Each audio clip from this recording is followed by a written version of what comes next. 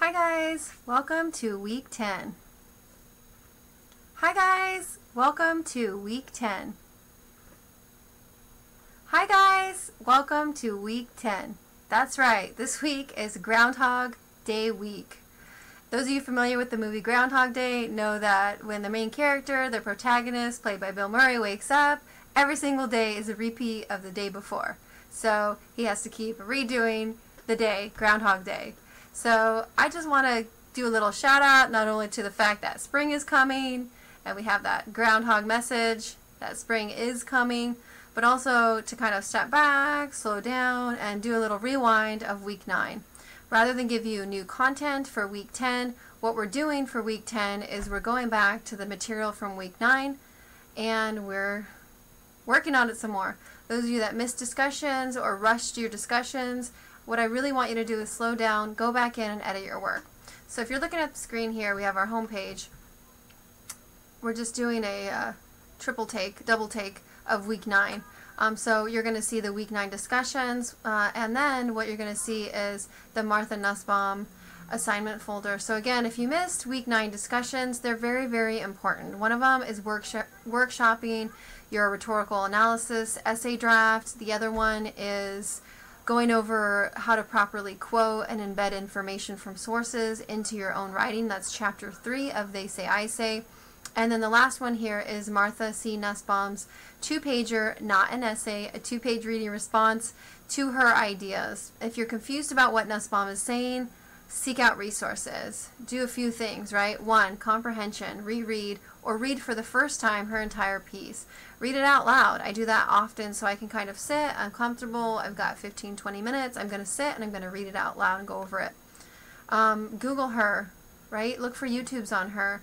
Find out information about human capabilities. Answer those questions that you have. Ask those questions to get your brain going, stimulated, to get those dendrites in your brain, those neurological pathways going, and then seek out the answers either in her piece itself or hop on the discussion board and ask a question maybe on one of the discussions, maybe the first discussion about clarity. Talk it out, share it with someone. There's lots of ways that we can come to an understanding with something that we read. Most of the stuff that we read that's complicated, like Martha Nussbaum's piece, I mean, again, she's a lawyer, right? She's writing from the stance of a scholar and a legal analyst, someone who actually understands law and civil rights and creates global policy. And so she has a very unique, specific language to do so.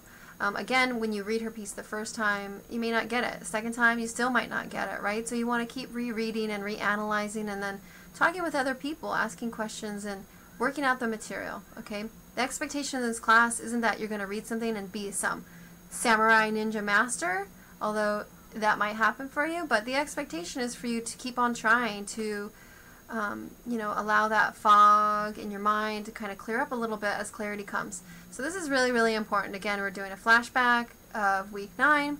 Situate yourself to kind of ground yourself once again. Super important. So those are the discussions that are happening.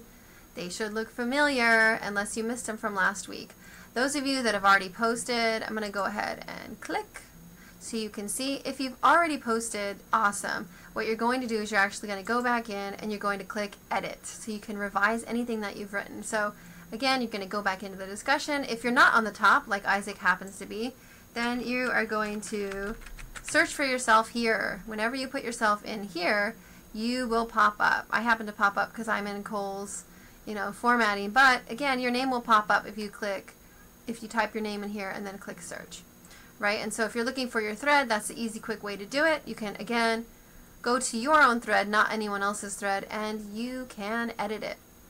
So I encourage you to do so for week 10. Take advantage of the opportunity to have more time. More time is a blessing. It's something we don't often give ourselves because we're so busy, busy, busy, busy, busy. So again, in week 10, I want you to slow down. And I want you to go back over the ideas from week 9. Super, super important. I hope you have a great week. I hope things are going well for you. If you have any questions, remember you're going to go to the discussion board and you're going to click on the first discussion. The first discussion is clarity found here. As soon as it loads, I'll show you. Got a question, clarity found here. Post your questions here. This is where people are looking for any kind of discussion or any kind of interaction where you might have something that's bothering you or confusing you. So one last time, thanks for listening, and have a wonderful week.